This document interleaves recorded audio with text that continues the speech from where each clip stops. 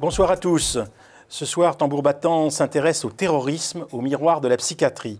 Notre premier invité est Emmanuel Hirsch. Bonsoir. Bonsoir. Vous êtes professeur d'éthique médicale à la faculté de médecine Paris-Sud Paris. Vous dirigez l'espace de réflexion éthique de la région Île-de-France et l'espace national de réflexion éthique sur les maladies neurologiques dégénératives. Alors vous êtes auteur d'un très grand nombre de livres, mais l'un de vos derniers livres, c'est Le soin, une valeur de la République. On va avoir l'occasion d'en discuter. Ce que soigner signifie, publié aux Belles Lettres.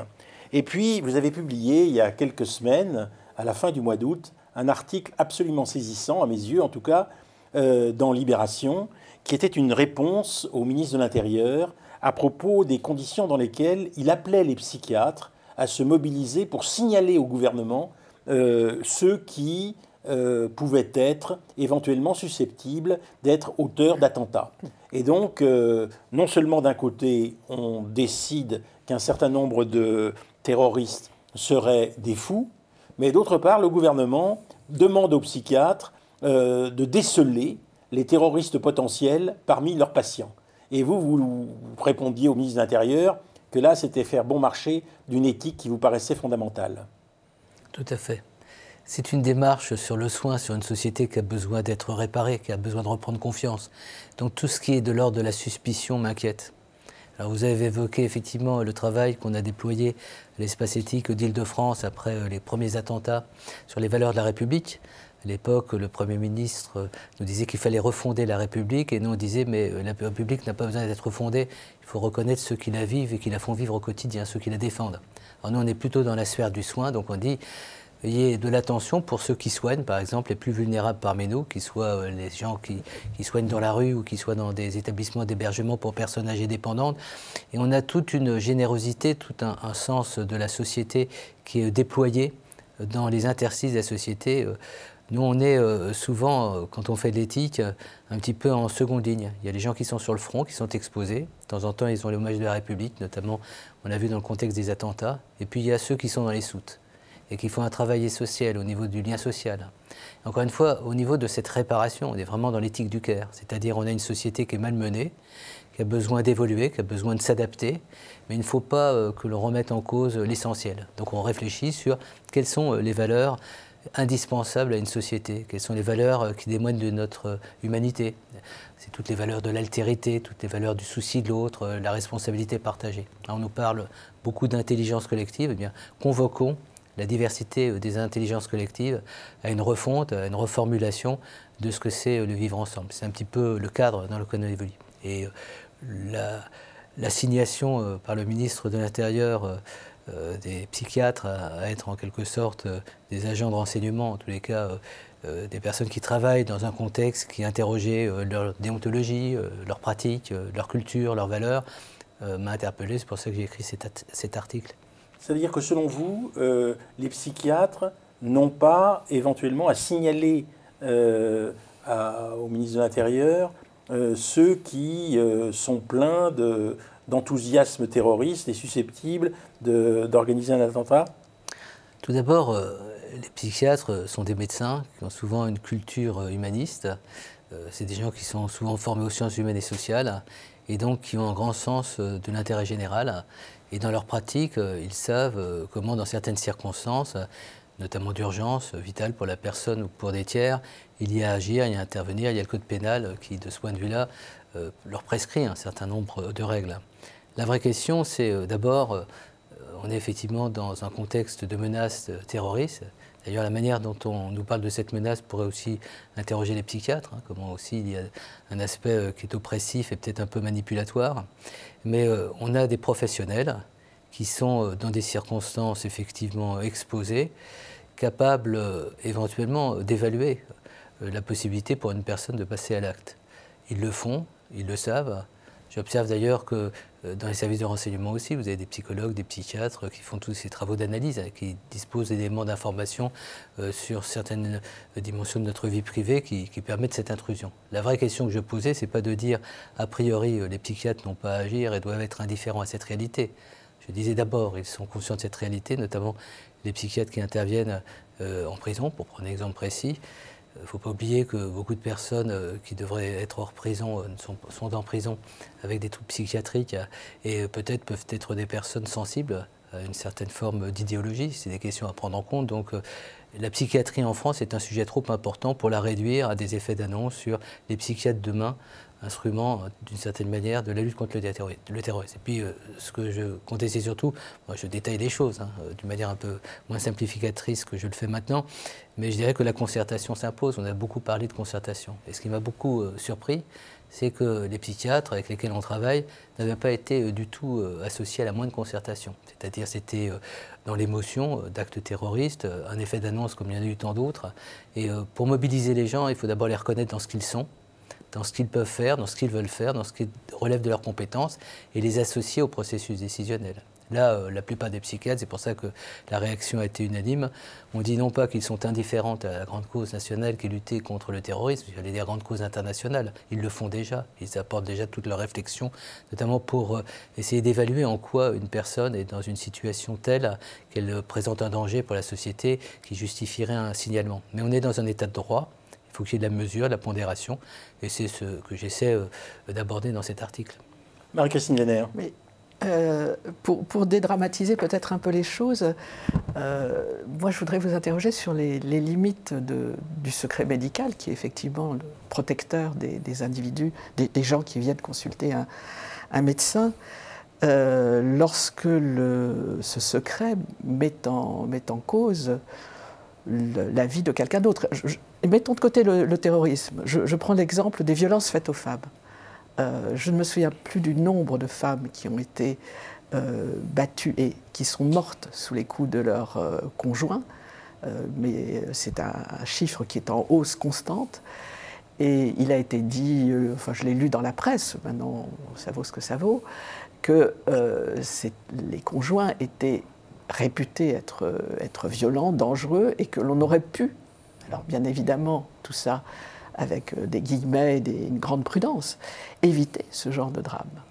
Je prends cet exemple parce qu'il est peut-être moins violent que le terrorisme. Les personnes que vous évoquez ne sont peut-être pas toutes en rapport avec un psychiatre. Et elles peuvent commettre des actes effectivement de violence sans être en rapport avec un psychiatre. Les psychiatres sont tenus par la loi à un devoir de signalement. Il y a des conditions très très précises qui sont fixées par le législateur. Il est important qu'on puisse faire confiance à un médecin. On a eu ce débat par exemple pour le sida, pour les personnes qui risquaient de transmettre le VIH à d'autres personnes. Et dans tous les avis qui ont été rendus par les instances d'éthique ou le Conseil national de l'ordre des médecins, on a dit qu'il faut d'abord privilégier le rapport de confiance et pas créer de la défiance, notamment si c'est des personnes qui sont avec des troubles psychiatriques. Donc il faut essayer de restaurer au maximum, en tous les cas de préserver la relation de confiance. Donc moi je pense déjà que le psychiatre a à intervenir auprès de la personne pour essayer de l'accompagner éventuellement vers des traitements. On le voit pour les personnes qui sont addictives, à quel point le psychiatre peut être un accompagnateur, pour autant qu'on préserve sa capacité d'être neutre, de ne pas être partie prenante et de ne pas être en quelque sorte l'indique ou le dénonciateur. Je pense que le psychiatre a une observation à faire, il est tenu, encore une fois, par la confidentialité, par les règles du secret. Ce n'est pas pour autant qu'il n'y a pas à prendre en compte ensuite, mais c'est un débat beaucoup plus subtil, la notion d'intérêt supérieur. Et dans toute l'approche de ces questions d'éthique, vous avez la règle, et puis vous avez ensuite un certain nombre de dérogations, voire pour certaines transgressions, quand il y a un intérêt supérieur. Et donc, ce que je reproche, si on veut, aux prises de position un peu rapides, c'est qu'elles ne rentrent pas d'abord dans l'approche au cas par cas, qui est une approche très très importante, voir par exemple qu'une situation d'exposition à ce qui est l'influence idéologique, elle se passe également dans un contexte social, familial. Il y a tout un ensemble d'enjeux, d'interactions. Ce n'est pas uniquement une personne en particulier, il y a toute une analyse plus globale. Mais quand on voit la précarité aujourd'hui de la pratique de la psychiatrie, le manque de psychiatres, déjà pour des situations qui appelleraient à une capacité de veille que les psychiatres ne peuvent plus assumer, qu'on leur donne les moyens alors d'assumer cette nouvelle fonction, mais en concertation, en définissant un certain nombre de règles. Je pense qu'il est, à mon avis, nuisible de créer de la suspicion ou de l'ambivalence sur la définition d'un métier comme le métier de médecin. Et probablement, c'est parce qu'ils sont capables d'établir une relation de confiance ou avec les médecins qui travaillent notamment en prison, qu'ils arrivent éventuellement à créer des relations avec des personnes, éventuellement à les faire évoluer, à les mettre ensuite dans des filières qui peuvent être beaucoup plus constructives que de la stigmatisation. Mais pourquoi n'y aurait-il pas un tiers? Parce que là, j'entends bien, il faut qu'on continue de faire confiance à un médecin. Mais j'ai l'impression que durant toute cette émission, enfin je l'anticipe peut-être un peu, on va être plutôt du côté sinon des coupables, en tout cas des responsables, plus que des victimes. Pourquoi n'y aurait-il pas entre les deux, entre une personne à risque, entre guillemets, et une potentielle victime, un tiers qui ne soit pas d'une profession médicale, mais un médiateur qui permette de gérer cette dangerosité potentielle, tout en respectant les lois de la République, le secret médical et la présomption d'innocence. Ce que vous dites est d'une justesse parfaite. D'abord, la notion de dangerosité, on a vu avec Nicolas Sarkozy comment on stigmatisait très vite les personnes dans un contexte de maladie psychiatrique parce qu'il y avait eu un certain nombre de drames sociaux qui incitaient le président de la République à dire que les hôpitaux psychiatriques devaient être des lieux d'enfermement. C'est des éléments à prendre en compte au niveau de la réflexion sur les libertés individuelles. Et dire que, d'une manière un peu rapide, que parce qu'on est atteint de maladies psychiatriques, et encore quand on parle de maladies psychiatriques, il faudrait analyser les différentes maladies dont on parle, on est une menace et qu'on est éventuellement un terroriste, c'est pour moi un peu un délit assez rapide que j'assimilerais au délit de Selgol. Il faut voir quand même, la réalité, c'est que lorsque vous regardez déjà ce que porte une personne atteinte de maladies psychiatriques au quotidien, ses proches, la stigmatisation, le rejet, une certaine forme de suspicion, d'indifférence, sont des personnes qui sont dans un contexte de telle vulnérabilité qu'en rajouter, en agitant la menace supplémentaire qui est la menace terroriste, devrait se faire avec extrêmement de prudence. D'ailleurs, je commence mon article en disant qu'il faut être prudent dans ce domaine. Moi, je suis déjà très imprudent à me prononcer comme je me prononce, puisque je ne sais pas sur les personnes fichées, et le ministre de l'Intérieur doit le savoir mieux que moi, dans le fichier S, s'il y a effectivement un signalement qui renvoie à des aspects psychologiques, psychiatriques, bref, tout un ensemble de dimensions qui sont pour moi de l'ordre du médical. Je ne sais pas quels sont les psychiatres aujourd'hui qui conseillent par exemple les services de renseignement dans un certain nombre de démarches, dans un certain nombre de signalements, d'observations. Donc je fais confiance en l'État pour assurer notre défense, mais je dis dans le domaine qu'on évoque, puisque c'était le domaine de la saisine de psychiatres d'ailleurs qui n'ont pas toute une formation, pas tous une formation dans ce domaine, bref, ou qui ne sont pas volontaires à être partie prenante, parce que ça pose 1000 questions. On pourra aussi demain imputer, comme Nicolas Sarkozy l'a fait à une époque, au psychiatre, le fait qu'il n'a pas signalé une personne susceptible de mener un acte terroriste, comme on avait suspecté des psychiatres de ne pas avoir signalé une personne qui sortait d'un hôpital psychiatrique et assassiné un tiers. Donc, je dis encore une fois, c'est des sujets compliqués. Ils méritent mieux que des prises de position rapides. Mais je dis, il est tout à fait justifié d'aller au fond. Et quand vous posez la question du secret médical, notamment en psychiatrie, rappelez-vous du drame lorsqu'il y a eu cet avion qui, à la suite du comportement d'un copilote, s'est écrasé. On a eu aussi tout ce débat sur le secret. Aujourd'hui, ce que disent les spécialistes de l'éthique médicale, je m'exprime au nom, en fin de compte, d'une espèce d'étude qui a été faite d'une manière très, très probante, me semble-t-il, c'est un moindre mal que de préserver le secret, mais le secret n'est pas un absolu face à des situations comme celles qu'on évoque. Emmanuel Hirsch, maintenant passons du côté des terroristes. Est-ce que vous ne pensez pas, j'ai cru comprendre dans votre article, que c'était l'autre versant de la question, que les terroristes ne sont pas fragiles psychiquement par principe? C'est-à-dire qu'il y a des terroristes qui ne sont pas forcément psychiatrisés. Et donc, pourtant, il y a beaucoup de gens, quand un acte terroriste se produit, qui commencent en disant « Oh, ben c'est un fou ». Alors, je voudrais savoir comment vous réagissez en face de ça. D'abord, je ne suis pas un spécialiste du terrorisme. J'ai d'autres compétences que d'être spécialiste dans ce domaine. Pour ça, d'ailleurs, quand vous avez posé la première question sur les gens qui maltraitent, voire qui maltraitent au point de tuer un tiers comme une femme, on peut se demander ce terrorisme-là, comment le qualifier par rapport à un terrorisme idéologique, ou en tous les cas qui s'enracinerait dans une problématique terroriste. ce que j'ai été amené à découvrir à travers la littérature, parce que j'ai des études très fines qui sont faites sur ce sujet, c'est que le mode opératoire justifie beaucoup de cohérence, de cohésion, et que c'est un petit peu rapidement dit, comme on parle des loups, vous savez, solitaires, de dire parce qu'on commet un acte barbare, inhumain, on est terroriste. Enfin, se demander si les gens qui étaient dans les équipes, enfin dans les commandos qui assassinaient des familles, qui détruisaient des populations à l'époque de l'Allemagne nazie, étaient tous des terroristes. Enfin, il y a beaucoup de rationalité. On disait même que c'est des gens de grande culture, qui ont beaucoup de raisonnement, y compris dans le domaine psychologique et psychiatrique. Donc, je ne voulais pas ramener, si on veut, cette position un peu facile de dire parce qu'on commet ces actes, on est terroriste. Je pense que c'est passer à côté probablement d'une analyse plus subtile, et c'est chercher des causalités qui ne sont peut-être pas notamment les bonnes. Peut-être que c'est trouver aussi des justifications qui ne sont pas les bonnes. Donc, d'une manière assez imprécise, j'identifiais uniquement cette question. C'est pas parce qu'on commet, me semble-t-il, un acte barbare. Et d'ailleurs, quand vous discutez avec les experts psychiatres qui travaillent dans le domaine de la justice, il y a des gens qui commettent des actes abominables. Ce n'est pas pour autant que la seule détermination soit psychiatrique, d'ordre psychiatrique. Il y a tout un ensemble d'éléments qui, à un moment donné, une conjonction d'éléments et dans une histoire humaine qui aboutit au fait quelquefois qu'un acte est assumé beaucoup plus qu'on ne le pense et pas pour des raisons uniquement irrationnelles, quoi. Dans les années qui viennent de s'écouler et où les actes terroristes se sont multipliés à l'initiative d'islamistes qui donnaient comme explication de leurs actes, quand on en avait des explications, que c'était au nom de leurs convictions qu'ils voulaient se débarrasser des incroyants et qu'ils voulaient marquer, au fond, le territoire avec leurs croyances. Est-ce que vous croyez, de votre côté, vous, que ces gens-là qui ont commis ces crimes, en fait, étaient susceptibles d'être analysés de façon psychiatrique, du point de vue de leur acte, ou bien seulement de façon idéologique. Lorsque les pouvoirs publics essayent, par exemple, d'éviter la qualification terroriste, eux aussi, et disent « méfions-nous, soyons prudents », etc., il y a une manière, si vous voulez, d'éviter au fond, le conflit politique, de passer à côté et de dire non, non, c'est pas un terroriste, c'est plus compliqué, c'est quelqu'un qui avait une histoire personnelle, qui explique les choses. Alors, est-ce qu'il n'y a pas une psychiatrisation du terrorisme qui pose problème?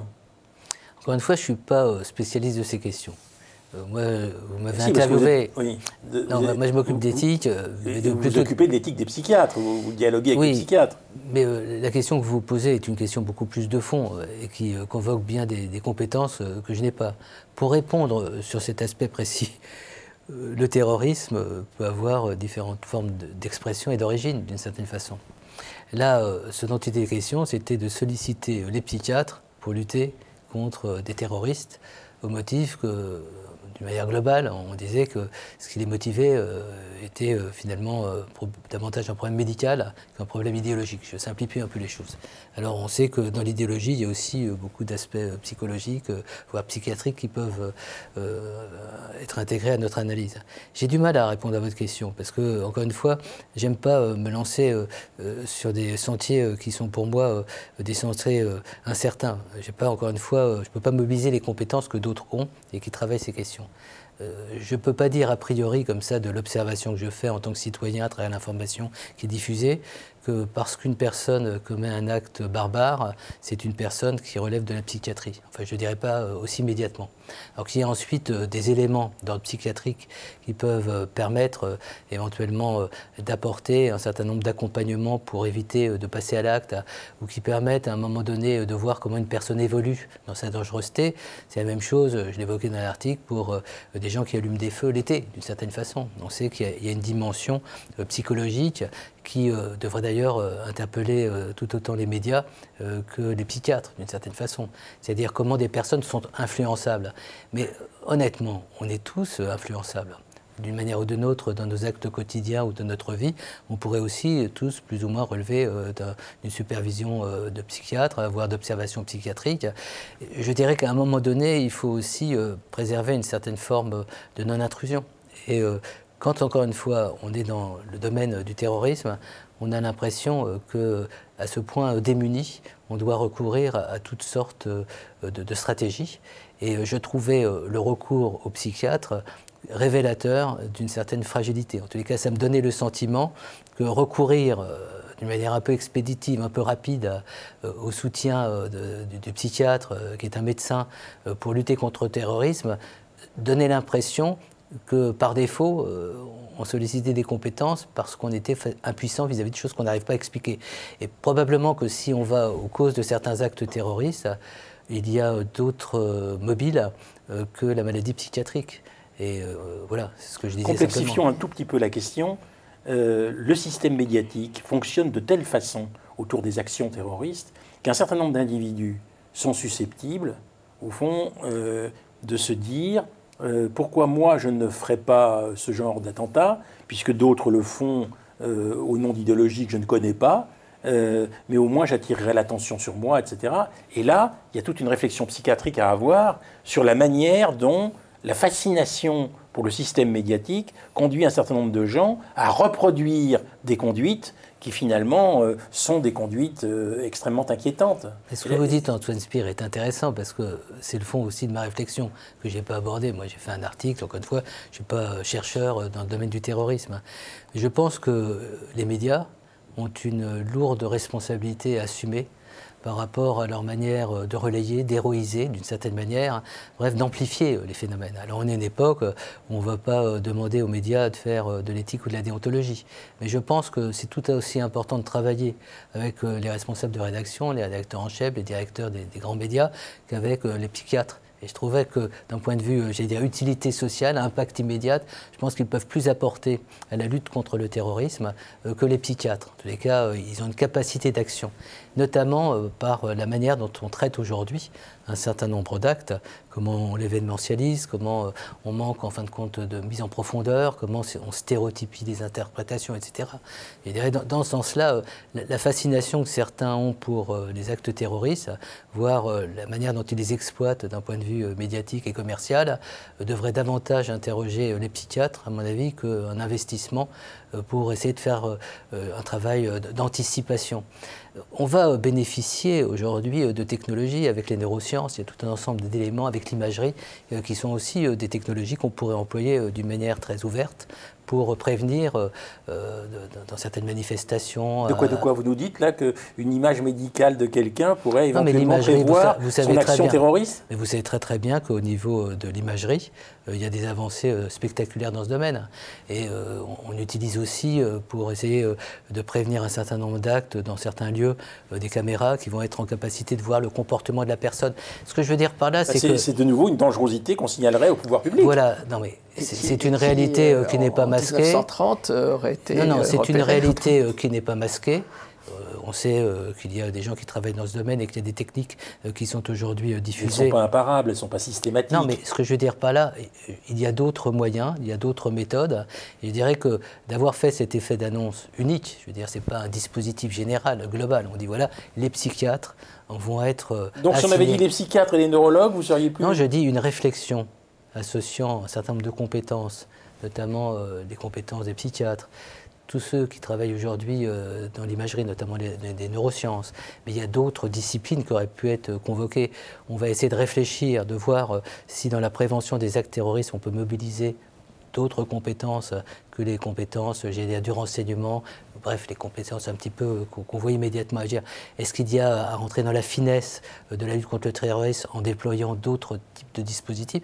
Je pense que ça aurait été déjà plus intéressant au niveau de l'affichage. Mais soyez rassurés, ce qu'on nous dit publiquement n'a rien à voir avec ce qui se passe en profondeur, et tant mieux. Je pense qu'il y a tout un secret sur l'univers du renseignement, sur les méthodes du renseignement. Et je dirais que peut-être aussi, ça c'est ma partie optimiste, on a un petit peu amusé l'opinion, on a fait du débat pour couvrir un certain nombre d'autres options qui sont celles qui sont privilégiées au quotidien. Donc je ne me fais aucun souci. Et encore une fois, tous ces débats un peu sociétaux, pour moi, n'étaient intéressants que pour dire ce qu'est un psychiatre aujourd'hui, c'est-à-dire la vulnérabilité dans laquelle il se trouve.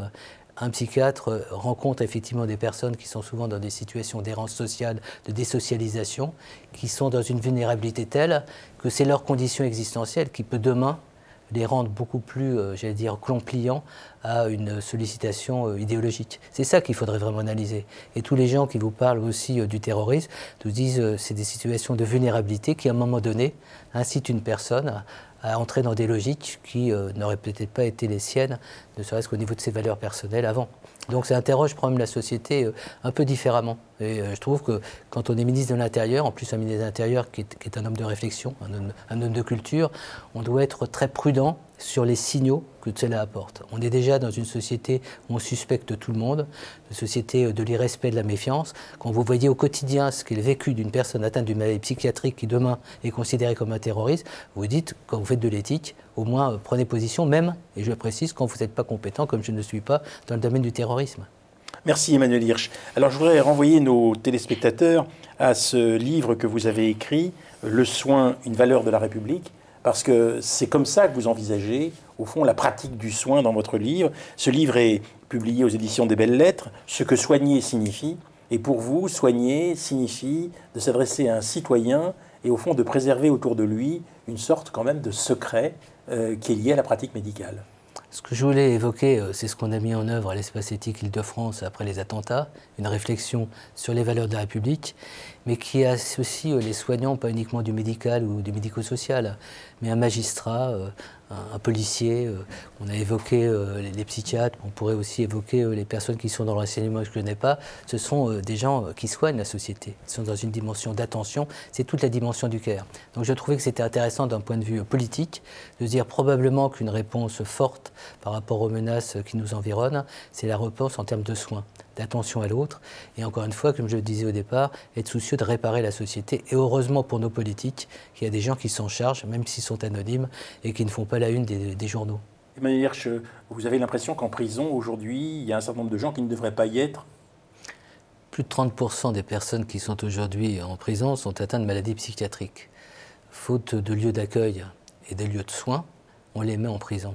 Et c'est peut-être ces personnes qui sont particulièrement vulnérables dans cette situation particulière qu'est la prison, qui peuvent être influencées par des idéologues. Donc il faut être attentif aussi aux dispositifs dont disposent les psychiatres pour soigner, pour traiter humainement des personnes qui en ont besoin. Merci Emmanuel Hirsch.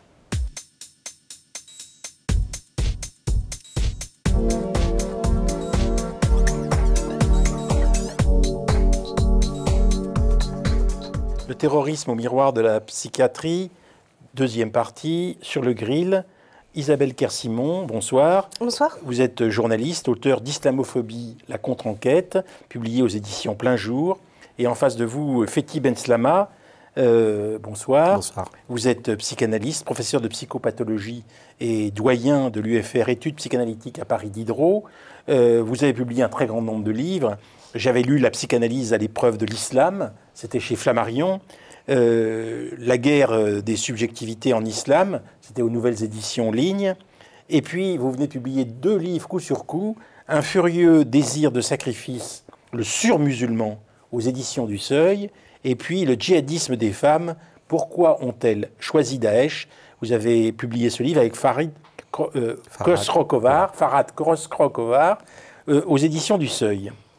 Alors, je voudrais commencer, Fethi Benslama, par vous et vous demander ce que vous pensez de cette société française qui a tendance, en face de beaucoup d'attentats terroristes, à dire « Oh là là, mais c'est des fous, c'est un type qui a vu beaucoup de choses, comme on le disait tout à l'heure avec Emmanuel Hirsch, dans les médias, et donc il n'est pas du tout lié à Daesh, et au fond, il fait un attentat pour mimer ceux qui font des attentats ». Qu'est-ce que vous pensez de cette première explication, souvent avancée par des gens qui se prétendent prudents?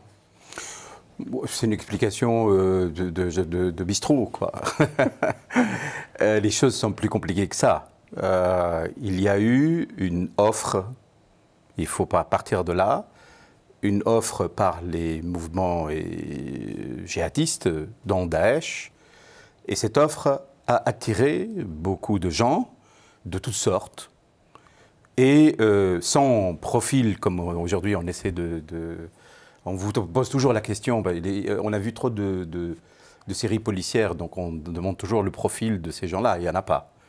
Et donc cette offre a attiré, créé une demande chez beaucoup de jeunes qui, pour une raison ou une autre, ne sont pas satisfaits ou contents du monde dans lequel ils se trouvent.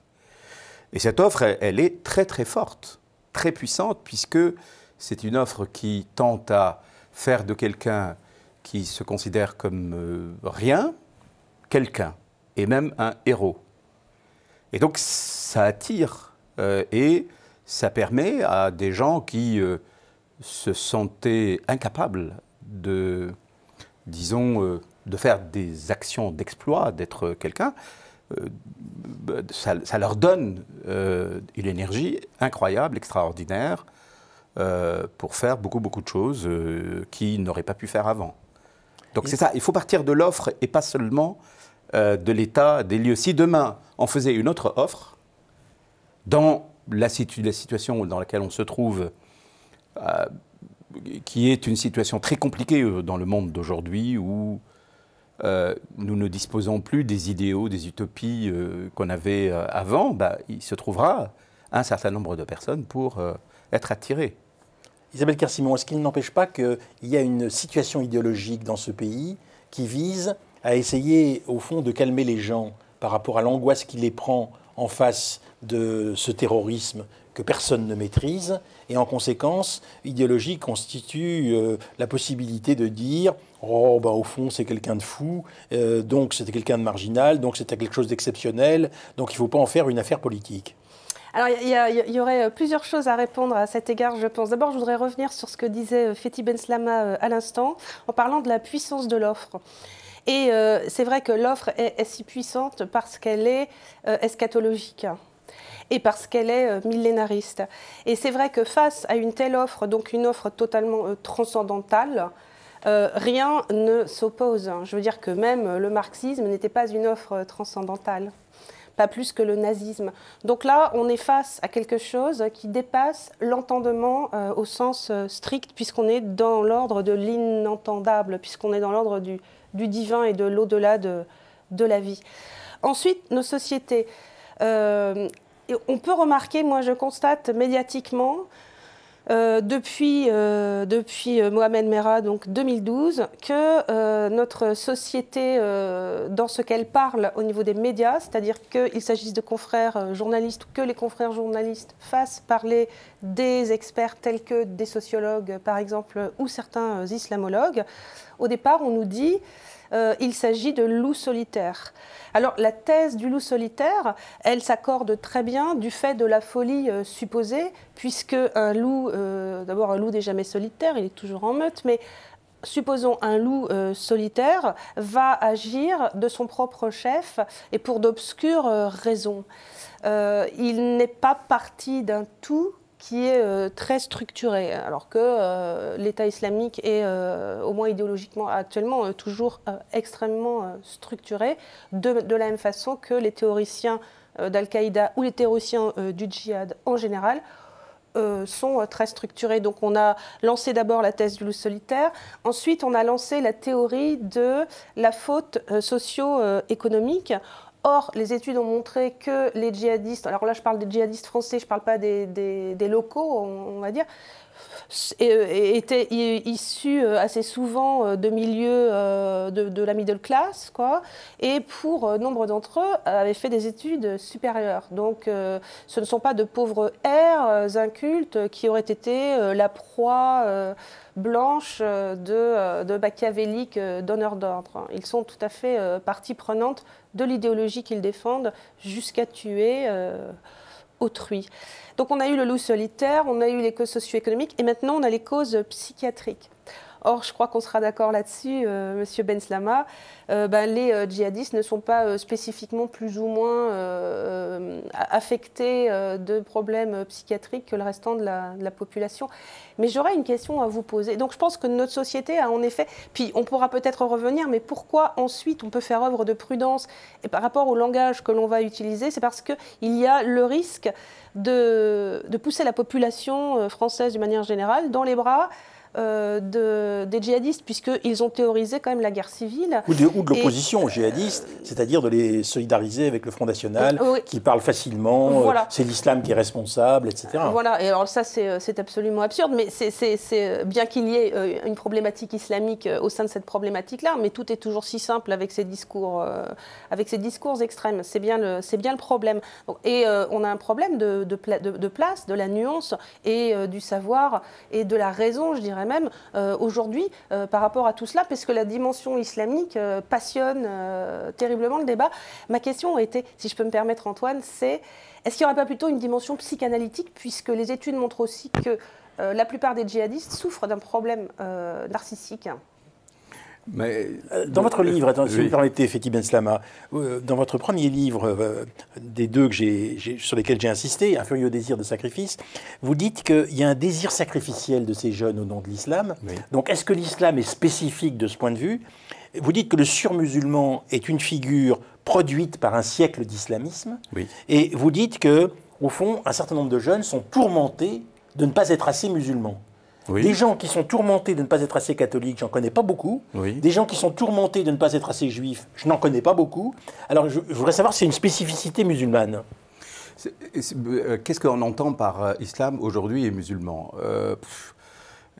La situation d'aujourd'hui mérite d'être ramenée à le moment historique que nous vivons.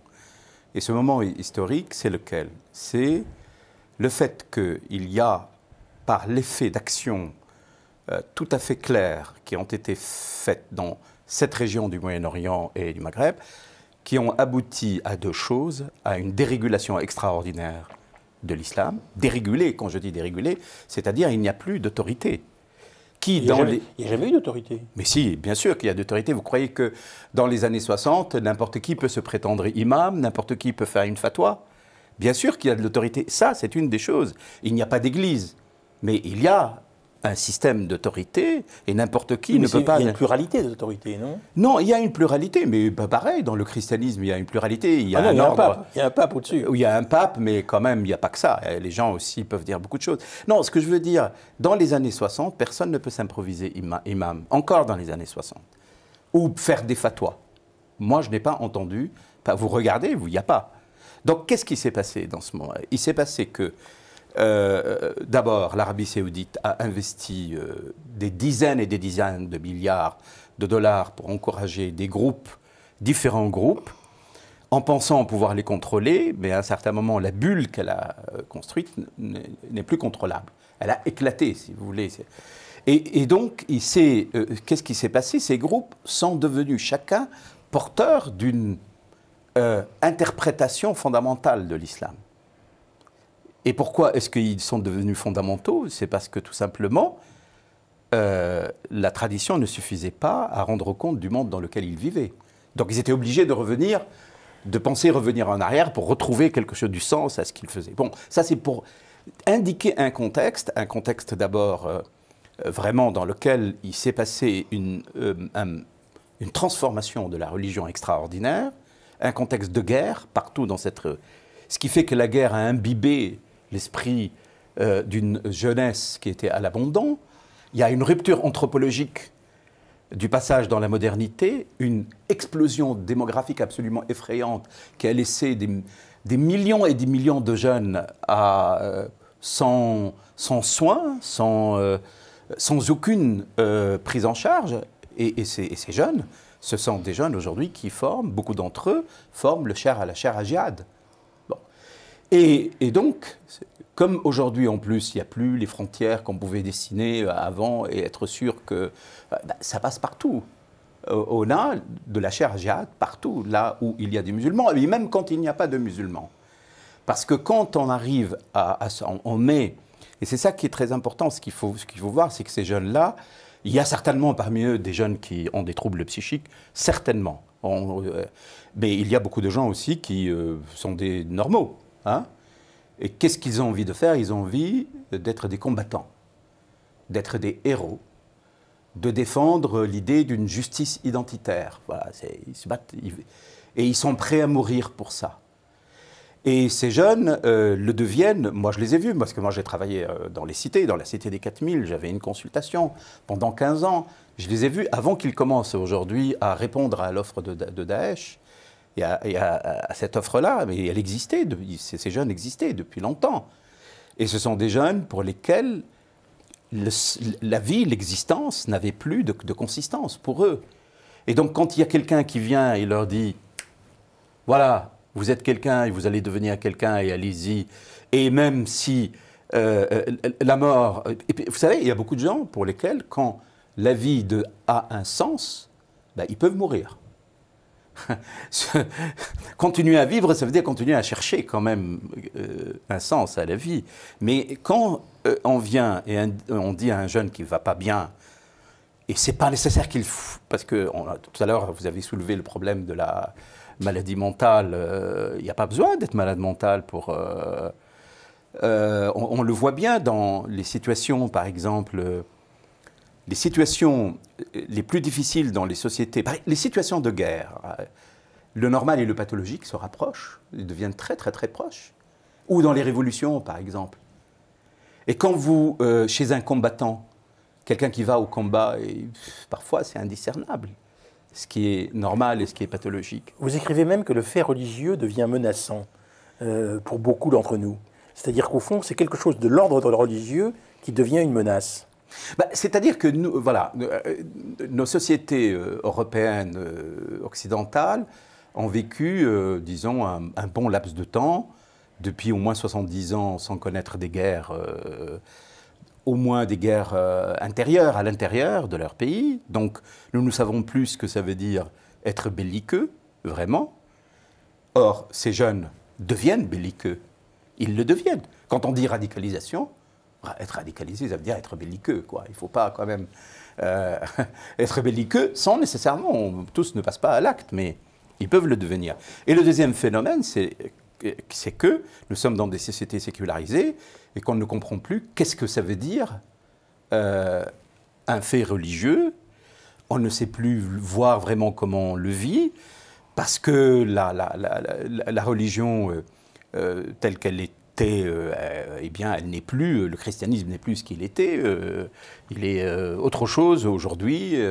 Vous entrez dans une église, vous avez autre chose que ce qu'il y avait il y a, je ne sais pas moi, il y a 40 ou 50 ans. C'est quand même autre chose.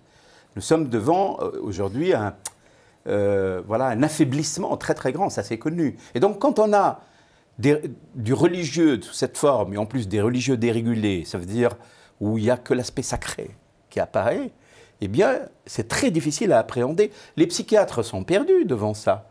Tout à l'heure, on parlait des psychiatres, mais ils ne savent pas quoi faire devant ça. Leurs catégories et les catégories psychologiques sont en difficulté par rapport à ça.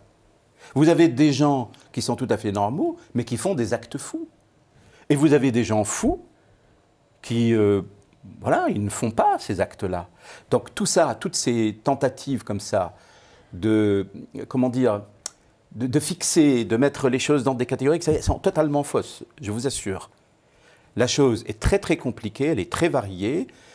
Voyons un fait aujourd'hui d'histoire récente due à la mondialisation, due à ces guerres, due à des ruptures anthropologiques dont une, on est en train de la vivre aujourd'hui dans les sociétés occidentales et qui est liée à la numérisation. Et là, nous sommes devant quelque chose qui n'est que les débuts de ce qui va arriver aux êtres humains. Et évidemment, ça transforme tout, ça transforme les gens, et ça affecte les gens qui sont, pour une raison ou une autre, ont une fragilité. Pas nécessairement une fragilité psychologique, pas nécessairement une fragilité sociale. Moi, je peux dire simplement une fragilité de l'existence, dans leur rapport à leur existence. Isabelle ? Oui, alors je pense qu'il faut distinguer réellement lorsque l'on parle. À mon avis, il faut vraiment distinguer alors, ce qui se passe en Syrie, en Irak, etc. Qui sont les combattants en Syrie, en Irak, etc. Parce que des études ont montré aussi qu'ils ont été, du moins jusqu'à un certain point, soutenus par les populations sunnites. population qui s'estimait en souffrance depuis la chute de Saddam Hussein, c'est quand même pas rien. Il faut lire Haniva là-dessus, qui a été rencontré, donc des gens en Irak, en Syrie, au Pakistan, en Afghanistan. Et il faut les entendre dans leur doléances politiques, on va dire. Donc il y a des doléances politiques très précises, enfin géopolitiques, dans cette zone très précise. Et puis ce qui se passe en France, ça n'est pas la même chose, puisque les djihadistes français, eux, ne sont pas, enfin, ils sont concernés, on va dire, indirectement. Ils n'ont pas vécu, par exemple, quand on lit Haniva et qu'on entend les témoignages de gens qui ont perdu leur famille parce qu'il y a eu un bombardement américain qui a fait exploser tout le monde. Et c'est bon. Un djihadiste français qui habite à Mantes-la-Jolie ne connaît pas ça. Donc, par contre, cela va être utilisé par les penseurs. Mais il sera solidaire de ça, un djihadiste. Mais non, vous savez, je veux vous dire, il le regarde à la... Non, permettez-moi de terminer. Lui, il n'est pas, dans sa chair, concerné par cela. Mais lui, il va engrammer un discours où, en fait, c'est l'Occident et les Juifs et les croisés, voire les chiites, contre l'islam et les musulmans, en réalité. Ça va se traduire dans ce discours-là. C'est-à-dire que d'une réalité, à un moment donné, de terrain qui se produit en un endroit donné, elle devient un discours politique, parce que en fait, le discours djihadiste, c'est aussi un discours politique. Et les djihadistes ont souvent un discours politique très construit. Disons un discours intégriste, c'est-à-dire un discours à la fois religieux et politique. Et je pense en effet que du côté des gamins que l'on peut embrigader, donc des ados qui ont 13 ans, on a vu qui ont 13 ans, 14 ans, 15 ans, donc ils ne sont pas finis quoi, dans leur développement psychique. Et en effet, là, il y a une fragilité. Certains d'entre eux, d'ailleurs, ont dit peut-être à une autre époque, j'aurais en effet été marxiste. Donc cette offre-là, à un moment donné, elle répond à un endroit où il y a une faille structure psychique et identitaire.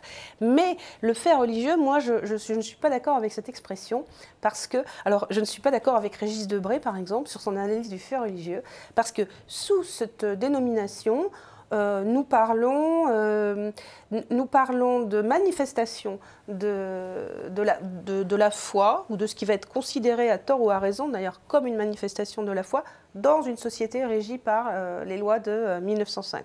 Or, en réalité, ce que l'on observe depuis une quarantaine d'années, c'est ce que j'appelle, moi, un ancrage des intégrismes.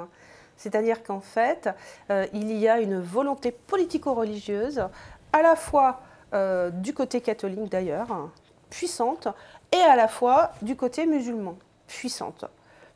Ça, c'est si on parle de faits religieux. Et je distingue cette problématique de la problématique terroriste, djihadiste, islamiste. Vous avez de la chance de distinguer. Moi, je n'arrive pas à distinguer parce que... Je voudrais revenir à un de vos livres oui. qui au fond, fait écho à ce que vient de dire Isabelle Kersimon. C'est votre dernier livre, Le djihadisme des femmes.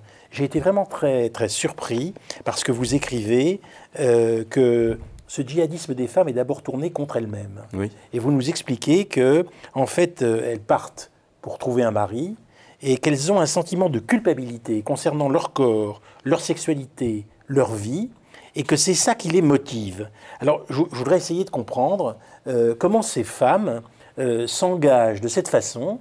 Vous dites qu'elles ne sont pas folles, donc ce n'est pas de la psychiatrie, mais vous dites qu'elles sont attirées par un régime répressif qui, au fond, conteste les acquis de l'émancipation féminine. Oui. Alors, donc elles sont en contradiction avec cette volonté d'émancipation féminine, et en même temps, elles veulent être des femmes, et donc des femmes au service des hommes, au fond, comme traditionnellement. Oui, alors, quand les gens qui choisissent cette voie du djihadisme, qu'on appelle le djihadisme, qui est multiple, multiforme, qui est très compliqué. Certains veulent devenir des combattants, veulent devenir des tueurs, parce qu'il y a des tueurs. Mais d'autres, non. Ils prennent ça, mais ça reste au niveau du discours, au niveau de... Mais tous font quelque chose d'abord contre eux-mêmes. C'est-à-dire que d'abord, ils sont au service d'eux-mêmes. C'est ça qu'il faut d'abord. Et on n'a pas besoin d'être malade ou fou pour faire quelque chose au service de soi-même. C'est des gens qui traitent quelque chose dans leur propre vie. Et donc, il y a cette question de la subjectivité humaine qui intervient pour chacun d'entre nous. Et c'est pour ça qu'on ne trouve pas vraiment de profil, qu'on ne trouve pas de... Parce qu'il y a une décision tout à fait individuelle, personnelle, au plus profond de quelqu'un qui le fait choisir cette voie-là. Les femmes... La haine, cette voix-là, la haine, c'est ce que dit Leuillet dans son livre. Vous savez, Hélène Leuillet vient de sortir un livre où elle dit « haïssons-nous les uns les autres » et qu'en fait, elles sont motivées d'abord par la haine d'elles-mêmes. Mais la haine d'elles-mêmes. La haine, d'abord, il faut savoir, je ne sais pas s'il le dit, mais elle doit le dire, la haine est constitutive de l'être humain dans le sens où c'est ce qui lui permet de se différencier, d'exister en tant que lui-même. Quand le petit enfant commence par dire « non », ce non-là, c'est une affirmation haineuse qui lui, par rapport à l'autre pour exister. Donc la haine, elle fait partie de ce que nous sommes. Elle est un ressort de construction. Après, eh bien, on essaie de l'articuler, de la nouer à autre chose. Et en fait, aujourd'hui, on s'étonne qu'on ait des gens comme ça, alors que, vous savez, la violence, la haine, elle est une proportion des êtres humains. Elle existe. Mais d'abord, haine de soi ? Vous dites d'abord haine de soi avant de parler de haine de l'autre ? Non, d'abord haine de l'autre. Ah, d'abord haine de l'autre, oui. Mais ça renvoie quand même à la haine de soi. Haine de l'autre, après, il y a de la haine de soi, bien sûr, parce que la haine de l'autre, on ne peut pas la continuer très longtemps, donc à un moment donné, on la retourne contre soi-même pour pouvoir, justement, se réfréner, se punir, et donc il y a les deux. Mais, et ça c'est la chose, je crois, la plus importante, c'est que la propension des êtres humains à être haineux, à être violents, elle fait partie de notre espèce. Ce qu'il y a, c'est qu'il ne faut pas s'étonner donc qu'elle existe. Ce qui est formidable, c'est que nous sommes très nombreux à pouvoir la réfréner, la refouler, l'arrêter. Et que certains, à un moment donné, ne le font plus. Alors pourquoi est-ce qu'ils ne le font plus? Et là, vous trouvez des choses extrêmement compliquées. C'est-à-dire, c'est eux-mêmes qui sont à un moment débordés par ça, mais aussi sont sollicités par l'extérieur. Ils vivent dans un contexte, comme vous l'avez dit, par exemple un contexte guerrier. Mais s'ils sont dans une banlieue, dans un pays en paix, aujourd'hui, quand on regarde les images, l'effet de l'image peut être beaucoup plus grand que l'effet de la réalité. C'est-à-dire, on peut, et c'est justement ça qu'on n'arrive pas à comprendre. Par exemple, faire un groupe à travers Internet, un groupe virtuel, c'est beaucoup plus fort qu'un groupe dans la réalité. Pourquoi? Parce que dans la réalité, vous avez le temps de voir les défauts, les problèmes, etc. Mais un groupe virtuel, ça marche très très bien. Du moment qu'il y a une parole d'autorité, en fait, je pense que ça rassemble autour d'une parole d'autorité. Juste pour vous dire, l'histoire d'être sur le terrain aujourd'hui, ou de ne pas être, c'est vraiment plus une question qui permet de... Ça différencie, parce qu'il y a des gens qui sont tués sur le terrain, etc. Mais le vécu subjectif... quand vous lisez un roman, vous êtes affecté, vous vous identifiez, et c'est déjà existe le virtuel, hein, depuis très longtemps, c'est pas d'aujourd'hui. Et donc, ces jeunes de banlieue, ce sont des jeunes à qui on a fait une offre et qui vivent là-dedans. En fait, ils sont ici, mais en réalité, vous vous apercevez qu'ils vivent tout le temps sur les terrains de guerre. Ils les regardent tous les jours. Ils les jouent d'ailleurs, ils jouent ça. Ils regardent tous les jours et ils ont des chaînes de tous les pays qui les émettent, ces images-là. Donc voilà, ils sont plongés. Et ça, je suis complètement d'accord. Oui, voilà, je veux dire qu'au niveau médiatique, on le sait de toute façon, l'État islamique, ils sont super forts. Ils ont une esthétique médiatique remarquable. Ils ont une propagande qui fonctionne à merveille. On sait qu'ils sont super forts pour atteindre les consciences dans tous les pays du monde. Là, c'est en effet. Donc, alors écoutez, est-ce qu'on peut parler à ce moment-là d'altération du discernement, voire d'abolition du discernement? Non, je ne pense absolument pas. Non, ça, c'est des termes de la... Non, je reprends ces termes parce que ces termes sont parfois utilisés. Il n'y a pas d'abolition du discernement, pas du tout. Tous les entretiens qui ont été conduits avec des djihadistes le montrent, quoi. Enfin, c'est ce qu'on dit depuis tout à l'heure. Ils ne sont pas fous. Non. Ils ne sont ni fous, ni ignares. Ils sont parfaitement déterminés, parfaitement structurés dans leurs revendications, dans leur idéologie, même s'il apparaît de toutes ces études aussi d'un autre côté qu'au plan de la psyché, il y a une défaillance au niveau narcissique. Et puis aussi, ce qui a été relevé, vous en parliez tout à l'heure, c'est une frustration. C'est-à-dire c'est une frustration qui ne peut pas être dépassée visiblement. Mais ça, c'est de l'ordre de la psyché. Mais il n'y a pas de problème psychiatrique spécifique aux djihadistes. Psychiatrique spécifique, non. Ils sont comme tout le monde, sauf le... Et il y a probablement parmi eux des gens qui ont des troubles.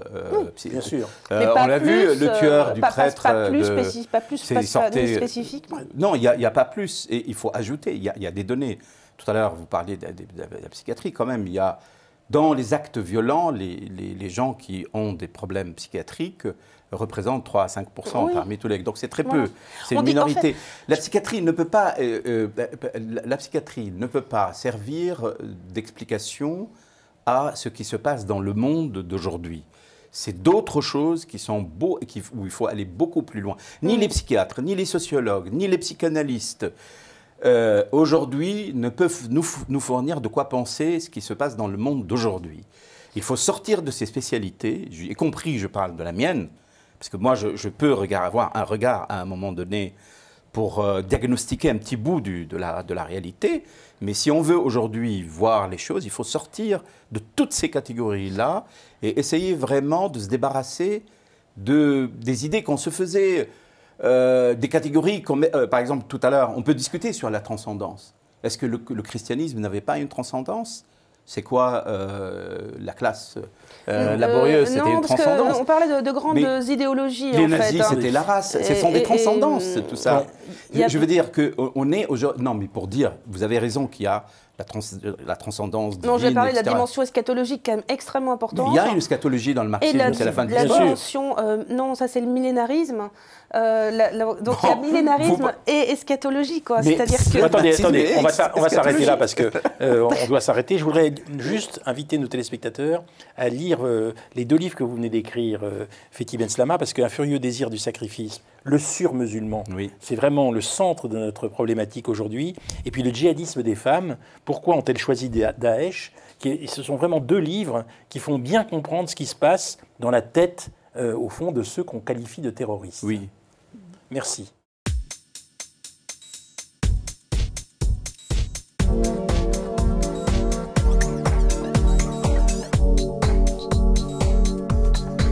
Le terrorisme au miroir de la psychiatrie, 3e partie. Notre grand témoin est François Sureau. François Sureau, vous êtes avocat au Conseil d'État et à la Cour de cassation. Vous êtes grand prix du roman de l'Académie française pour l'infortune. Je rappelle ça parce que c'est quand même ce qui nous a signalé que vous étiez un écrivain, en tout cas qu'il fallait lire, et progressivement qui m'a convaincu que vous étiez un grand écrivain. Et je fais allusion bien sûr au Chemin des morts, paru chez Gallimard en 2013, le destin d'un réfugié basque, que vous avez connu comme membre de la commission de recours des réfugiés. Et je dois dire que c'est un des livres, sans doute, qui m'a le plus marqué dans ces dernières années. Et puis, bien sûr, d'autres livres, et je ne pense plus voyager, à propos de la mort du père Charles de Foucault, Inigo, sur la conversion d'Ignace de Loyola. Mais si vous êtes là, c'est parce que vous venez de publier un livre qui s'appelle « Pour la liberté » aux éditions Talendier. En fait, ce livre a pour objectif de répondre au terrorisme sans perdre raison. C'est là votre sous-titre. Et je dois dire qu'en lisant ce livre, qui est une suite d'interpellations au fond du Conseil constitutionnel dont vous êtes l'auteur, écrites, ces interpellations écrites m'ont fait penser que vous en étiez arrivé à réfléchir au fond à ce que la société faisait contre le terrorisme et à la manière dont le pouvoir risquait à tout moment de brader les libertés fondamentales parce qu'au fond, il était poussé par l'opinion publique à prendre en compte le terrorisme et à partir de là, à abandonner toute une série de principes.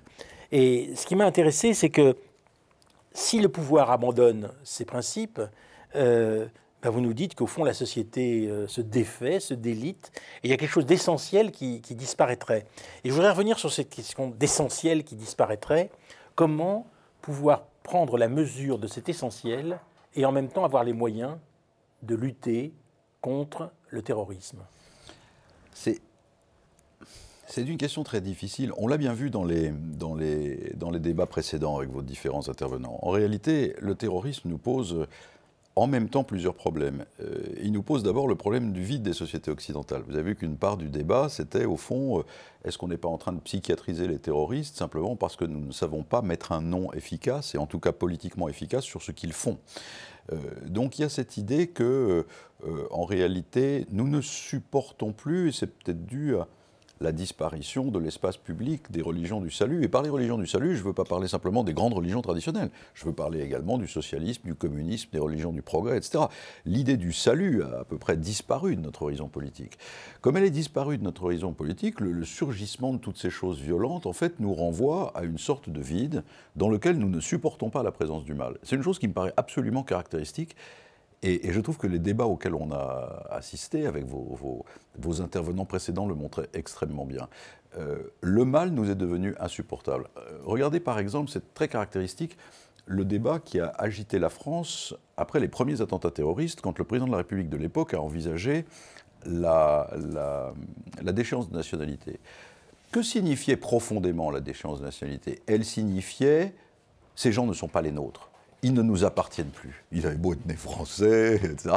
Ils ne nous appartiennent plus. Nous ne pouvons pas tolérer que le mal soit à l'intérieur de nos sociétés. Nous voulons absolument qu'il soit porté à l'extérieur. Et on commence à le porter à l'extérieur.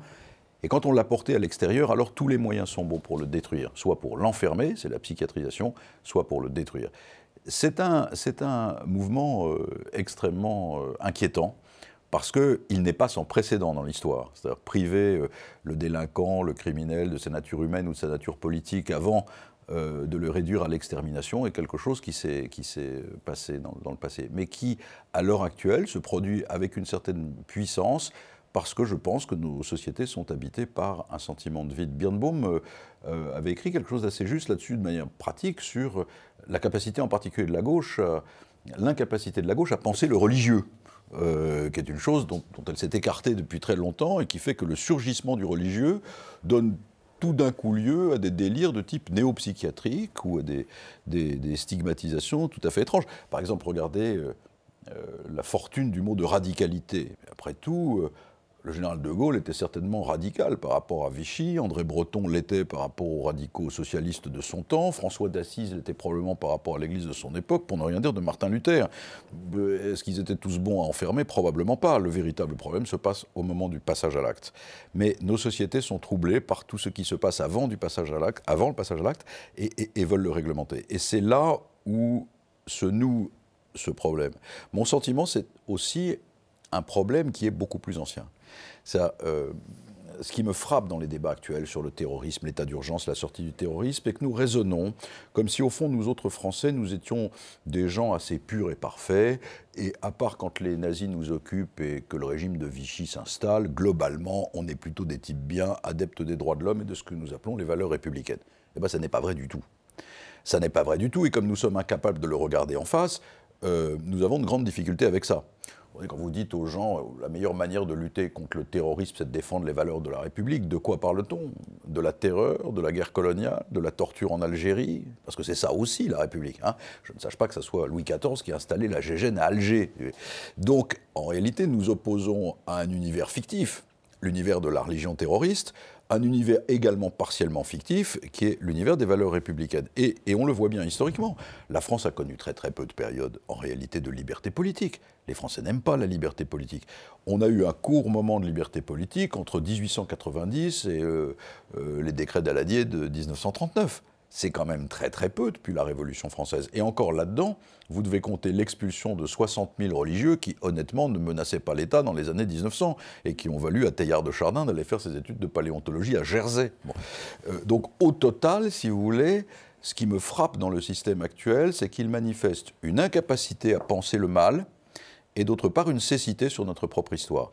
Ça ne nous met pas facilement à même de garder notre sang-froid quand des actes terroristes sont commis. D'accord, mais vous posez une question, par exemple, au Conseil constitutionnel en leur disant il ne faut pas pénaliser la consultation de sites terroristes. Je prends votre première partie de votre livre.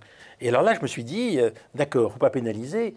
Il n'empêche qu'on peut soupçonner les gens qui consultent des sites terroristes éventuellement de le faire avec des intentions qui ne sont pas des plus pures. Alors, qu'est-ce qu'il faut faire de cette information?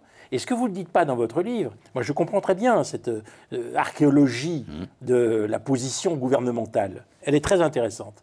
Mais dépassons cette archéologie, si vous le voulez bien, et posons-nous la question de qu'est-ce qu'il faut faire en face de gens qui utilisent ces sites terroristes et qui, à terme, peuvent, sur ces sites, se forger une conviction terroriste. Alors, la véritable question que vous posez, c'est une question très moderne, c'est de savoir s'il ne convient pas de s'asseoir sur les principes quand on a un problème pratique à régler. Non, mais... Mais non, est-ce qu'on ne peut pas faire quelque chose sans s'asseoir sur les principes? Je poserai la question autrement, parce que je n'ai pas le désir d'être polémique à votre égard, mais je poserai la question radicalement autrement. Je crois qu'en réalité, ce qu'il y a dans ce débat et que nous refusons de voir, c'est que la vie dans une société de liberté suppose certains sacrifices. Et d'une certaine manière, peut-être, et il faut consentir à le regarder en face, un certain degré d'insécurité. Pourquoi? Parce que... Il n'y a pas de risque zéro. Voilà, parce qu'il n'y a pas de... Or, D'accord. il y en a en plus encore moins avec les islamistes, si vous voulez. Je vois quand le ministre de l'Intérieur, dans le projet de loi récent, prévoit de soumettre tout le monde au contrôle administratif dans un périmètre de 20 km autour des gares et aéroports, ce qui autorise pratiquement... 75% de la population... Peut-être 30, oui, 75% de la population et 30% du territoire. Alors qu'on sait très bien qu'il s'agit de types qui, le plus souvent, sont français et sortent dans la rue avec un couteau, un marteau ou écrasent des gens. Voilà, le fait de mettre la population entière sous le contrôle administratif ne va pas vous servir à prévenir un attentat terroriste. Donc, tout ça n'a absolument aucun sens. La vraie question que je pose, c'est ne faut-il pas accepter un certain degré d'insécurité pour vivre dans une société de liberté quand on voit ce à quoi le rêve utopique d'une société de sécurité complète nous conduirait. Parce qu'il y a quelque chose que les Français oublient, mais ça, les Français l'oublient parce que ce sont ni des Anglais ni des Américains. Les Français oublient qu'il y a un troisième tiers dans cette affaire. Entre le terroriste et le citoyen, il y a quelque chose qui s'appelle l'État. Et du jour où, sous prétexte de prévenir des attentats à venir que vous ne pourrez pas prévenir, vous consentez à l'État un droit de regard indéfini sur la vie des individus, alors vous êtes rentré dans un système de société tout à fait différent. Vous l'êtes rentré philosophiquement et puis très pratiquement aussi. Parce que moi, au fond, j'ai rien contre M. Colomb. Je suis tout à fait prêt à ouvrir mon ordinateur à M. Colomb, et encore d'ailleurs. Mais non, ou le n'ouvrez pas votre ordinateur à M. Colomb. Mais en tout cas, je serais prêt à consentir à un gouvernement que je sais capable de se restreindre lui-même parce qu'il partage au fond les mêmes principes que moi, à lui consentir des facilités relativement importantes. Mais qui peut vous assurer que ce gouvernement sera toujours là? Une fois que vous avez admis que le gouvernement et la police pouvaient vous soupçonner à raison d'actes purement cognitifs comme d'aller lire un livre ou consulter un site, qu'est-ce qui vous garantit que demain les émules français de M. Trump n'iront pas vous reprocher d'avoir consulté un blog qui en tenait par exemple pour l'innocence du capitaine Dreyfus, hein? À partir du moment où vous commencez à faire une brèche dans ce mur, en réalité, vous ne savez absolument jamais où ça va se terminer. Alors, c'est pas facile à faire comprendre aux gens. Quand on en parle aux gens, qu'est-ce qu'ils disent? Ils disent, mais moi, ça me gêne pas du tout qu'on ouvre le coffre de ma voiture, j'ai rien à me reprocher. Jusqu'au jour où ça gênera. Jusqu'au jour où, de manière impalpable, une ligne rouge étant devenue rose, puis blanche, ça gênera, et ce jour-là, il sera trop tard. C'est la fonction d'une institution comme le Conseil constitutionnel de le rappeler. C'est très difficile à défendre, c'est tout à fait impalpable, je crois ça nécessaire. Et vous y avez réussi. Et j'ajoute que je le crois nécessaire aussi, parce que je vais dire quelque chose qui va peut-être choquer. Parce que le Conseil constitutionnel vous a suivi. Il a suivi les 3 fois, mais je crois que je vais dire quelque chose qui va peut-être choquer les auditeurs. C'est que ce qui me frappe est la disproportion entre le problème et la solution. En réalité, les droits ont été faits par des gens, le système de droit, par des gens qui avaient bien prévu qu'il pourrait se passer des trucs dramatiques. Hein. Du XVIIIe siècle au XIXe siècle, les concepteurs de notre système de droit ne vivaient pas dans un univers irénique. Je n'irais pas dire qu'il ne se passe rien en matière de terrorisme en France, mais en tout cas, il ne se passe rien qui justifie l'ampleur de l'abandon des droits individuels. Je partage comme tout le monde la tristesse et l'émotion des gens qui sont morts au Bataclan, mais ça n'est quand même ni Verdun ni la guerre d'Algérie. La Wehrmacht ne défile pas sur les Champs-Élysées. La perte de sang-froid et l'exagération en matière de... Nous ne connaissons pas un risque terroriste analogue à celui que les Anglais ont connu à propos de l'Irlande du Nord et qui ne les a pas fait abandonner l'habeas corpus. Il y a là-dedans un manque de sang-froid. Alors, quand on est optimiste, on se dit c'est un manque de sang-froid. Quand on était pessimiste, on observe simplement l'évolution des libertés publiques depuis 20 ans en France et on se dit que les forces de police au sens large, administratives comprises et corps préfectoral compris, se servent de tous les événements successifs pour faire passer les atteintes aux libertés qui rendent le travail de la police plus facile. Roger Frey, qui n'était quand même pas un humaniste, l'avait déjà constaté en 1977, et c'est exactement ce qui est en train de se passer. Marie-Christine. Il est très difficile de parler à quelqu'un qui a votre éloquence, hein. Mais moi, je suis choquée par ce que vous dites sur les victimes du Bataclan. Alors là, je voudrais aller un petit peu plus au fond. Donc, dans vos 3 questions prioritaires de constitutionnalité, que vous avez effectivement, qui a conduit le Conseil constitutionnel à critiquer ces mesures, il s'agit de choses qui, pour moi, ne sont pas très importantes. Enfin, le délit de consultation d'un site terroriste, c'est un délit qui ne conduit pas à grand-chose, si ce n'est à dire que cette personne est susceptible d'eux, mais qui n'est pas du tout attentatoire à ses libertés. J'ai regardé, et j'ai pris des notes d'ailleurs sur la fiche d'information du Haut Commissariat des Nations Unies aux droits de l'homme, qui mentionne d'ailleurs les limites que l'on peut donner à des mesures attentatoires à la liberté. Mais celle-ci n'y figure pas, on est bien au-delà. Et si moi, qui suis, en tant que personne vivante, une victime potentielle, hypothétique d'un acte terroriste, je meurs parce qu'on n'aura pas suivi avec une attention particulière, sans mettre en cause sa liberté d'aller et venir, une personne qui commet un acte terroriste, je vous en voudrais un petit peu. Voilà. Enfin, je ne serai plus là pour vous en vouloir, parce que je ne serai plus là. C'est la seule vraie question. C'est ça le problème, c'est la proportionnalité de l'atteinte aux libertés par rapport au risque encouru. Il n'est pas vrai, et je termine là-dessus, on n'est pas autant de Ravachol où c'était des gens qui étaient un petit peu des artisans, ils ont fait des dégâts, bien sûr, mais là, il s'agit d'autre chose. Donc j'entends bien qu'il ne faut pas que notre culture soit entachée de cette faute immonde, du soupçon permanent qu'il pourrait y avoir et qu'il y a dans des livres de science-fiction. En revanche, il y a peut-être un juste équilibre à avoir. Voilà. Alors, je suis content qu'on en parle parce que nous sommes séparés par un abîme théorique. Oui. Nous sommes séparés d'abord par un abîme historique. Quand vous dites que ça n'a rien à voir avec Ravachol, je tiens absolument l'inverse. C'est-à-dire que jusqu'ici, les attentats anarchistes des années 1890 étaient bien plus sévères et ont fait beaucoup plus de morts que les attentats islamistes. Sur notre sol. Pardon ? Sur notre sol. Enfin, on n'est pas responsable. Alors, si on n'est pas en train de faire de la géopolitique, puisqu'on est en train de parler de la diminution des libertés publiques françaises, c'est de notre sol qu'il s'agit. Et je vous rappellerai quand même que le père Vaillant, il a quand même lancé sa bombe à l'intérieur de la Chambre des députés. On a eu assassinat de 2 présidents de la République, d'un souverain étranger en visite à Paris, la bombe du café Vachette qui avait éborgné le malheureux Laurent Taillade et tué une 50aine de personnes du même type. Enfin, les attentats anarchistes étaient exactement du même ordre. Donc, ce n'est pas quelque chose qui est sans précédent. Mais la question essentielle pour moi, elle n'est pas vraiment là.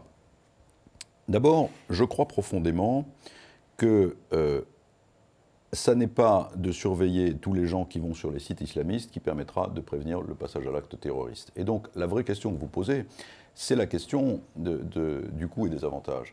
C'est-à-dire, vous placez la population entière sous une mesure de contrôle policier potentiel pour un résultat absolument insaisissable. Et j'ajoute, et ça, au fond, je suis tout autant que vous, une victime potentielle de l'islamisme. Après tout, nous pouvons, vous comme moi, aller traîner dans les mauvais lieux. Personnellement, je suis enclin à accepter un certain degré de risque et à ne pas vouloir qu'un agent de police me dise, en aucune circonstance, sur quel site je dois aller. Parce que vous citez le cas du terrorisme et des sites islamistes, il y a également une question de formation du citoyen. Je souhaite personnellement que tous les citoyens français aient voir les abominations des sites djihadistes et ne se contentent pas d'en parler parce qu'ils ont écouté M. Ramadan à la télévision. Il faut voir ce qu'il y a là-dessus. Il faut le regarder. C'est extrêmement important. Il aurait mieux valu lire Mein Kampf en 1938 que de se contenter de savoir ce qu'en disait Alphonse de Chateaubriand dans La Gerbe. Enfin, c'est quand même utile de se... Toute notre construction politique repose sur l'idée du citoyen conscient. Je ne veux pas remettre la détermination de ma conscience politique au ministre de l'Intérieur. D'ailleurs, aujourd'hui, le ministre de l'Intérieur vous dit c'est pas bien d'aller sur les sites islamistes. Demain, il vous dira que c'est pas bien d'aller sur les sites écolos. Et quand vous l'aurez accepté pour les sites islamistes, vous serez obligé de l'accepter sur les sites écolos. Mais je ne donne pas cet exemple par hasard. Les assignations à résidence, elles ont servi contre des écologistes. À la minute où vous avez supprimé une liberté, le verre est dans le fruit. Alors, je comprends votre position, c'est-à-dire que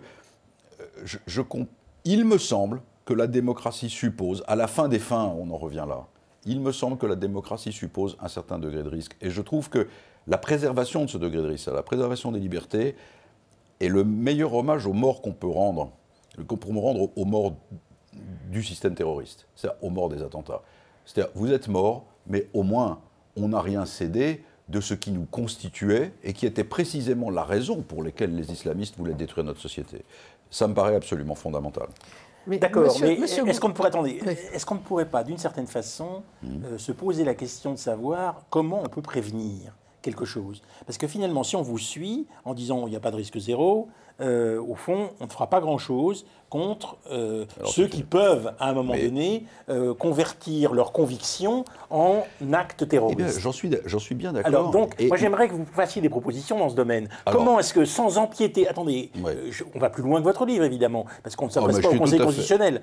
Comment, sans empiéter sur les libertés individuelles de chacun, essayer de prévenir un acte terroriste? Alors il y a le renseignement, bien évidemment, et la manière dont le renseignement fonctionne, mais ensuite, est-ce que le renseignement ne doit pas essayer d'user d'un certain nombre de trucs, par exemple, d'expertises psychologiques ou psychiques qui ont été faites par des psychiatres, par exemple, de pistes qui ont été données parce qu'on s'est rendu compte que tel ou tel comportement a été quand même très très étrange à un moment donné, et donc si vous voulez, la frontière est beaucoup plus complexe que vous ne voulez bien le dire. C'est pas d'un côté ceux qui respectent la liberté, d'autre côté ceux qui proposent de les enfreindre. Non, Antoine, c'est pas ça. Mon propos est de dire, et c'est là où il y a une véritable imposture des lois d'exception et de l'état d'urgence.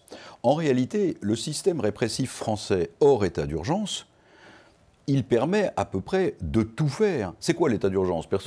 On en parle et personne ne sait ce que c'est. L'état d'urgence, ça veut dire simplement que quand la situation devient très grave, on met le juge de côté et on confie les perquisitions au sous-préfet. Bon. Je ne sais pas si vous avez déjà rencontré un juge antiterroriste ou un procureur de Bilger à Trévidic, c'est pas des bonnes sœurs. Donc l'idée de dire qu'il serait totalement inefficace que la police aille voir ces gars-là 1 heure avant de perquisitionner en leur fournissant les éléments pour obtenir un mandat est juste une idée surréaliste. Enfin, c'est comme ça que les Anglais font, c'est comme ça que les Américains font. L'idée française, c'est que quand ça va mal, on évite les juges et on prend les sous-préfets. Personnellement, je vous réponds de manière absolument pratique, je ne suis pas du tout sûr que ce soit la solution la plus efficace. Deuxièmement, et c'est ça le fond du problème, il existe un moyen, on raisonne comme si notre système de liberté était par nature antagoniste, rendait impossible par nature la poursuite des infractions pénales et en particulier des infractions terroristes. Mais c'est tout à fait faux. Il suffit de pratiquer quotidiennement le système judiciaire pour se rendre compte. Le système judiciaire est quelqu'un qui envoie des gens au ballon pour 30 ans tous les matins au réveil. Le juge des libertés et de la détention est davantage un juge des détentions qu'un juge de la liberté, tout le monde le sait. Donc le véritable problème, c'est de faire confiance à notre système tel qu'il est. Pourquoi est-ce qu'on lui a pas fait confiance dans l'affaire de l'état d'urgence? Mais tout simplement parce que nos gouvernements sont de pauvres gens et qu'il fallait donner l'impression de faire quelque chose. Alors pour donner aux gens l'impression de faire quelque chose, on dit top, c'est plus les juges, maintenant c'est le sous-préfet. C'est ce que j'appelle l'illusion normative. Cette illusion normative, elle ne fait pas progresser d'un chouïa la lutte contre le terrorisme. Et on en revient à votre question, laissons de côté notre système normatif, qui est parfait et qui fonctionne très bien, et voyons comment améliorer la lutte contre le terrorisme. Vous avez plusieurs choses. Les syndicats de police, là, s'apprêtent à se mettre en grève ou à protester. Il est clair que leurs moyens sont tout à fait insuffisants.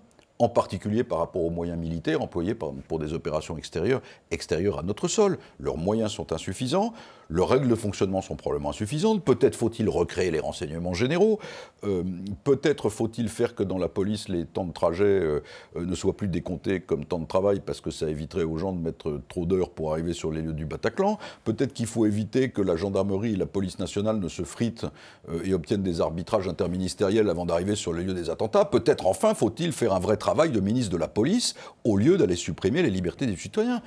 Et c'est pas du tout hors de portée.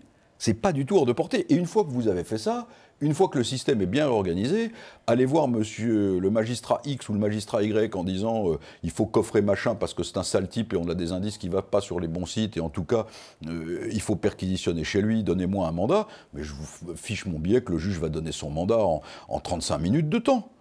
L'imposture de ce à quoi nous assistons depuis pratiquement 2 ans avec l'état d'urgence permanent, c'est en réalité que l'incapacité des ministres de l'Intérieur à être autre chose que les employés des syndicats de police, sauf sur les cas des moyens matériels où ils ne leur donnent pas satisfaction, a pour conséquence que pour donner quand même l'impression qu'il faut faire quelque chose, on supprime les libertés de tout le monde. Ceci n'a absolument aucun sens, ni théorique, ni pratique. Dans le concret, quand même, quand un policier ira voir un magistrat ou va voir un magistrat pour avoir l'autorisation de perquisitionner, vous pouvez dire dans les mêmes conditions qu'on met en cause les libertés. Alors évidemment, on passe par le pouvoir judiciaire. Attendez, on passe par le pouvoir judiciaire. C'est le seul truc qu'on a inventé jusque-là. Oui, d'accord, parce qu'on a cette pluralité des pouvoirs. Il faut deux choses. Il faut passer par un juge. Peu m'importe, il y a un corporatisme à l'œuvre, vous aurez remarqué là-dedans. Peu m'importe qu'il soit administratif. Oui, c'est ce que je pensais, parce que vous êtes avocat, donc vous défendez les juges. Non. Alors ça, peu m'importe qu'il soit judiciaire ou administratif, l'important, et peu m'importe que ce soit un juge. Donc un sous-préfet administratif. Non. La seule chose qui est importante pour nous, parce que je ne me résoudrais pas facilement à vivre sous le régime de Salazar ou de Pinochet, et si c'était le cas, j'irais plutôt en Irlande, c'est que quand il s'agit de violer les libertés individuelles, l'autorisation de le faire doit être donnée par une personne indépendante du gouvernement. C'est ce qu'on appelle un juge. Alors, que cette personne qui donne son avis avant soit administrative ou judiciaire, on s'en fout, il faut qu'elle donne l'avis avant. Il y a un deuxième élément pour préserver les libertés, c'est qu'il ne faut quand même pas que les incriminations soient trop larges. Parce que si les incriminations soient trop larges, même le juge donne l'autorisation de perquisitionner ou d'assigner à résidence pour n'importe quoi. Je rappelle que sur l'une des 3 QPC, au titre de l'état d'urgence, dans les assignations à résidence, l'incrimination c'est toute personne cherchant à entraver l'action des pouvoirs publics. Mais vous, Antoine Spire, quand vous dites par exemple, peut-être que, je ne sais pas quoi, la police ou la justice, etc., bah, vous cherchez à entraver l'action des pouvoirs publics. Et là, le policier va se pointer et va dire, Monsieur Spire, vous n'allez pas dépasser les limites d'Ivry-sur-Seine parce que c'est pas bien. Bah, ça, on n'en veut à aucun prix et en plus, on pense que c'est pas efficace. D'accord. Mais qu'est-ce qui viole les libertés Rentrez chez vous sans autorisation pour regarder vos papiers perso. Non, mais j'entends bien. Vous empêchez d'aller et venir. Des trucs simples. Consulter un site, par exemple, où, on sait qu'il y a, sinon, une corrélation absolue, du moins des coïncidences entre les gens qui utilisent la messagerie Telegram et ceux qui ont... Parce que moi, je consulte les sites et j'utilise la messagerie Telegram, mais je n'envisage pas de faire péter la tour Eiffel. Parce que c'est votre métier. Non, mais qui définit que c'est mon métier Monsieur Google sait tout de moi. Lorsque je consulte un site pour me commander une robe, dans les 3 jours, je reçois des pubs. Vous touchez là une question absolument fondamentale. Pour avoir des prix sur des robes Est-ce que vous trouveriez similaires. Oui, est-ce que vous trouveriez normal, par exemple... On est dans une société de la transparence ou de l'intrusion. Je suis d'accord, et c'est la raison pour laquelle j'y pense parce que j'ai entendu que le président de la République expliquait qu'il avait probablement réformé la Constitution. Je pense que nous sommes à un moment où la notion de Constitution va changer. Jusqu'ici, la Constitution, qu'on traite quand on fait du droit constitutionnel, c'est un ensemble de mécanismes permettant le fonctionnement des pouvoirs publics à l'intérieur, c'est-à-dire comment voter la loi, quels sont les pouvoirs du Premier ministre, du gouvernement, du Parlement, etc. C'est en train de se transformer. Ceci n'intéresse plus personne, d'ailleurs, les gens vivent de plus en plus à l'égard de la politique. En revanche, ils seront de plus en plus sensibles au fait que la Constitution définit un espace de droit où un citoyen peut réclamer la protection du juge face aux empiètements sur les libertés. Par exemple, imaginez demain... Le droit à l'oubli. Le droit à l'oubli. Ou au-delà du droit à l'oubli, imaginez demain que M. Google ait décidé de donner à M. Trump l'historique de browsing de tous les citoyens français dont le prénom commence par Mohamed. Vous trouveriez ça insupportable. Et pourtant, c'est possible. Et je pense qu'une constitution a précisément pour fonction de défendre ça, par le biais de l'interposition d'un juge. Mais il est très difficile de le défendre à l'égard des entités, des grandes entités de l'information ou des États tiers, si on ne le défend pas en même temps à l'égard de la police, sous quelque raison que ce soit. Encore une fois, je pense qu'il y a des cas où, d'ailleurs, en pratique, comment ça va se passer? Si quelqu'un consulte 18 000 fois djihad.com et poste des trucs bizarres et que la surveillance donne lieu, voilà... Bah, on ira voir un juge et on lui expliquera que ça fait partie de l'un des nombreux éléments qui permet d'engager des poursuites. Mais il faut aller voir un juge pour ça. Il n'y a pas de raison de se passer du juge, en d'autres termes.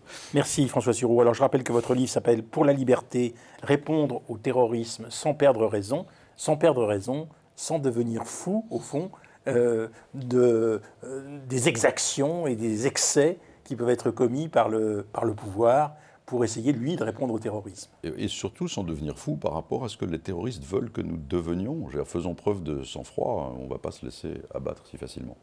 Alors merci, ainsi se termine cette émission consacrée au terrorisme au miroir de la psychiatrie. À la semaine prochaine.